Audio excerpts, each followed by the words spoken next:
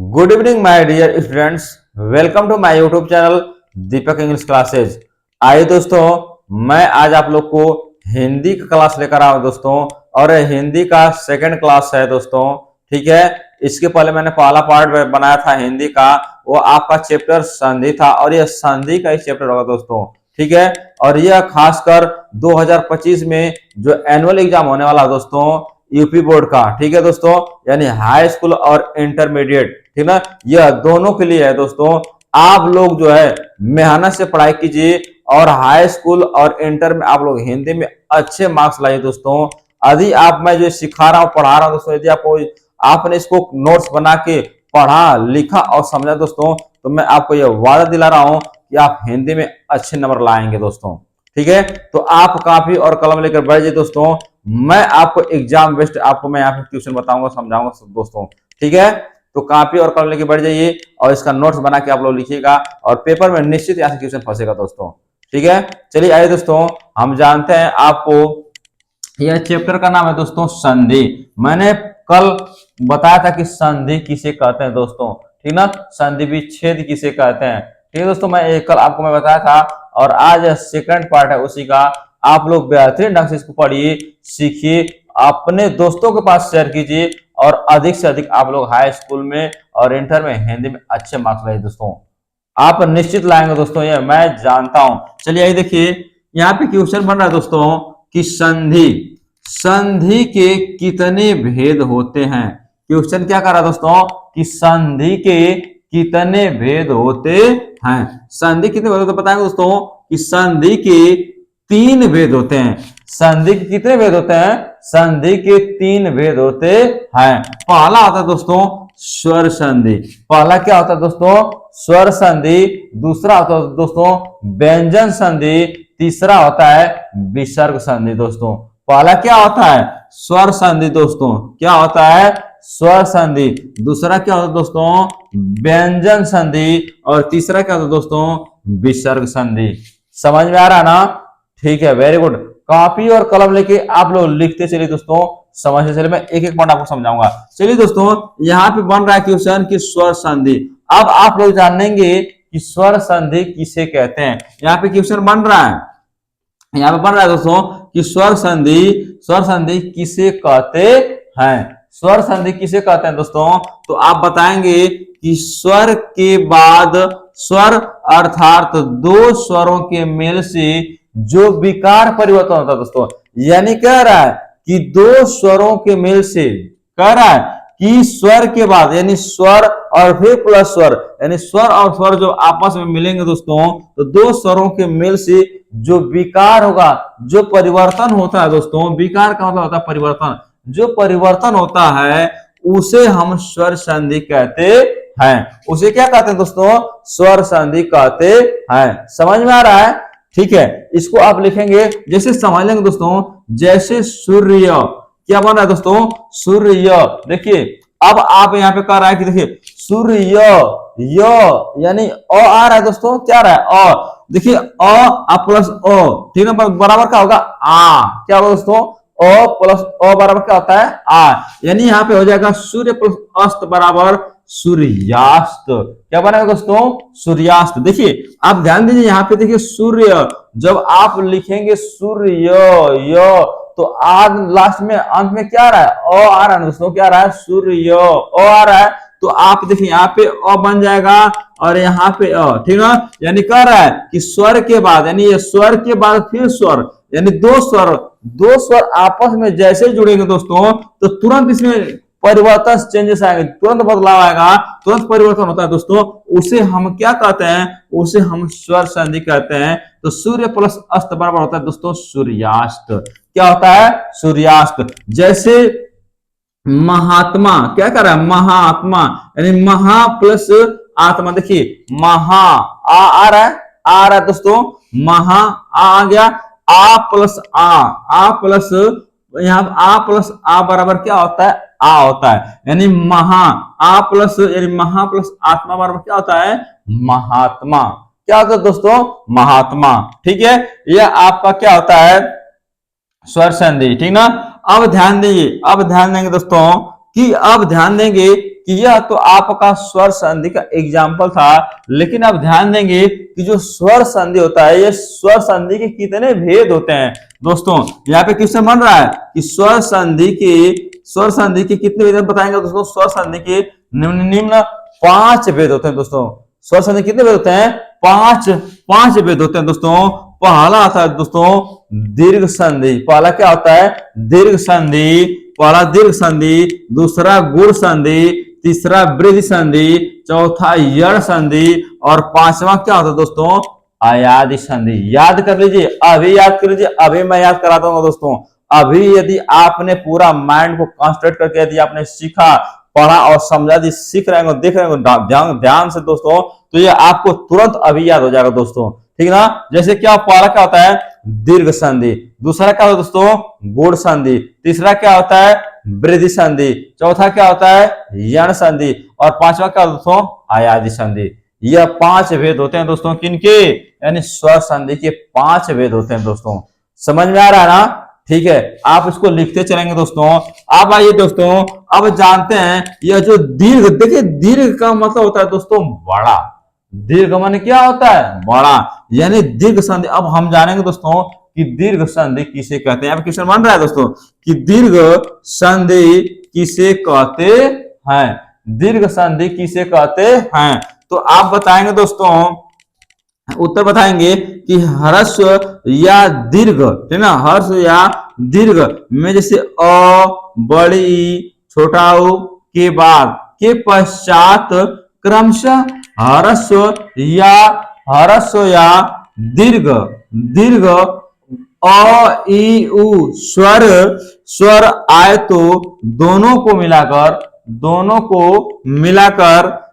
मिलाकर दीर्घ, यानी क्या बन जाता है दोस्तों? आ। यानी अ प्लस अ बराबर क्या होता है? आ होता है दोस्तों। यानी छोटी ई और छोटी ई मिलाएंगे दोस्तों तो क्या बन जाएगा? बड़ी ई। क्या बन जाएगा?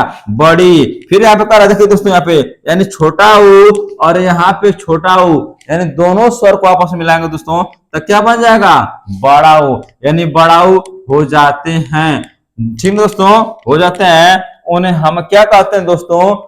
दीर्घ संधि कहते हैं। क्या कहते हैं दोस्तों? दीर्घ संधि कहते हैं। जैसे ध्यान देंगे दोस्तों, एग्जाम्पल मैं बता रहा हूं, जिंदगी में आप कभी नहीं भूलेंगे दोस्तों। आपसे कभी भी कोई क्वेश्चन पूछेगा, आप तुरंत उसका संधि विच्छेद कर देंगे और बता देंगे कि कौन सी संधि। और ये पेपर में आएगा दोस्तों, पेपर में आएगा, पूछता है कि यह कौन सी संधि है और संधि का नाम लिखिए। इसका संधि विच्छेद कीजिए और संधि का नाम लिखिए, क्वेश्चन पूछता है। तो ध्यान देंगे दोस्तों, देखिए मैं आपको क्या बताया हूं, यहाँ पे रूल्स क्या लिखा हूं, यानी इसका नियम क्या कि अ प्लस अ, यानी अ और अ को जो आपस में जोड़ेंगे दोस्तों तो बन जाएगा आ। क्या बन जाएगा? आ। यानी अ प्लस अ बराबर आ, ठीक है दोस्तों। जैसे धर्म अ आ रहा है दोस्तों, धर्म और है तो धर्म अ प्लस यहाँ पे अर्थ, धर्म प्लस अर्थ बराबर क्या होगा दोस्तों? धर्मार्थ। धर्म प्लस अर्थ बराबर क्या होता है? धर्मार्थ। समझ में आ रही दोस्तों? तो यहाँ पे देखिए दो क्या बन रहा है, यहाँ पे देखिए ध्यान दीजिए, जुड़ रहा है दो स्वर। देखिए आप यहाँ पे हर्ष या दीर्घ, अ छोटी बड़ी छोटा ऊ के पश्चात क्रमशः हर्ष या दीर्घ अ ई उ स्वर आए तो उन्हें दोनों को मिलाकर हम दीर्घ संधि बनाते हैं दोस्तों। तो देखिए यहाँ पे धर्म अ प्लस अ बराबर आ, तो देखिए धर्म प्लस अर्थ बराबर धर्मार्थ, तो यहाँ पे आ गया धर्मार्थ। यानी अ प्लस अ बराबर आ, धर्मार्थ। ऐसे निकालेंगे, ऐसे तुरंत, तो यह तुरंत बता देंगे कि कौन सा पूछ देगा कि धर्मार्थ का संधि विच्छेद तथा संधि का नाम बताइए। तो आपके दिमाग में तुरंत बन जाएगा, यानी धर्म प्लस अर्थ बराबर धर्मार्थ। कौन संधि? दीर्घ संधि, यानी दीर्घ माने बड़ा, दीर्घ संधि हो जाएगा, ठीक है। जैसे स्व प्लस अर्थी बराबर क्या होता है? स्वार्थी। स्व आप बोलिए, देखिए बोलिए, स्व आ रहा है दोस्तों, आ रहा है, स्व प्लस अर्थी, तो स्व में उसमें जो अ प्लस अर्थी उसमें पहला अ, यानी इसमें का लास्ट वाला अ लीजिए और इसमें का पहला अ लीजिए, तो अ और अ को जब जोड़ेंगे तो दोस्तों क्या बन जाएगा? आ। क्या बन जाएगा? आ। तो देखिए स्वा, तो यहाँ पे आ गया स्वार्थी, स्व प्लस अर्थी बराबर क्या होता है? स्वार्थी। कौन सी संधि? तो दीर्घ संधि। कौन संधि दोस्तों? दीर्घ संधि। संधि विच्छेद कर लेंगे, कोई दिक्कत नहीं होगा। वेरी गुड, बहुत अच्छे, समझ में आ रहा ना? ठीक है। यदि आपको नहीं समझ में दोस्तों कोई भी समस्या होती आप कमेंट बॉक्स में कमेंट कीजिए, ठीक है दोस्तों। मैं और अच्छा ढंग से सिखाने का प्रयास करूंगा, समझाने का प्रयास करूंगा दोस्तों, ठीक है। चलिए एक और यहाँ पे देखिए क्वेश्चन मैं आपको बता रहा हूं, जैसे देव प्लस अर्चन बराबर क्या होता है दोस्तों? देवार्चन। क्या होता है? देखिए ध्यान देंगे, देव वो देव वो आ रहा दोस्तों, अ प्लस यहाँ पे इसमें भी अर्चन, इसमें भी आ गया, तो अ और अ जुड़ गया तो क्या बन गया? आ। अ प्लस अ जुड़ गया तो क्या बनेगा दोस्तों? आ। तो हो जाएगा देवार्चन, देवा वाह आ गया दोस्तों। तो यहाँ पे जुड़ रहा है देवार्चन, यानी अ प्लस अ बराबर क्या होगा? आ। तो यानी हो जाएगा देव प्लस अर्चन बराबर देवार्चन। कौन सी संधि? दीर्घ संधि। कौन संधि दोस्तों? दीर्घ संधि।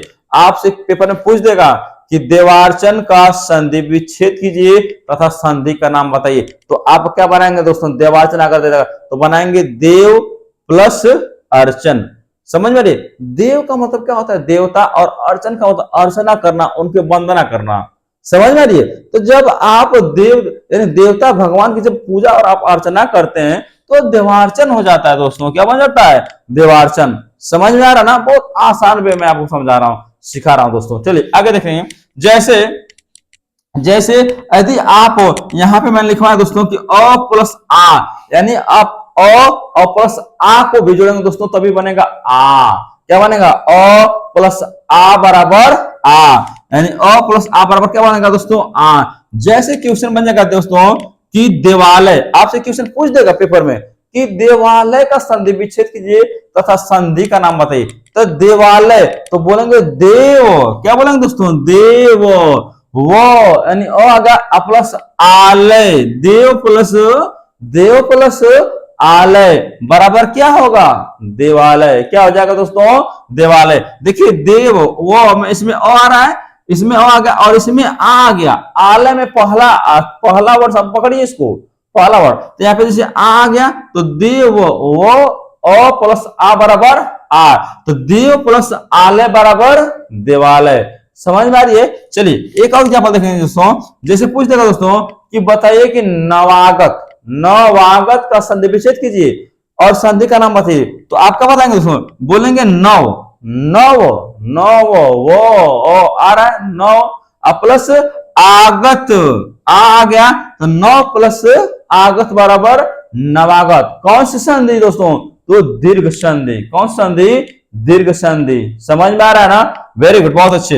एक और क्वेश्चन आपसे पूछेगा दोस्तों कि बताइए कि सत्याग्रह का संधि विच्छेद और तथा संधि का नाम बताइए, तो आप बोलेंगे दोस्तों कि सत्य प्लस आग्रह।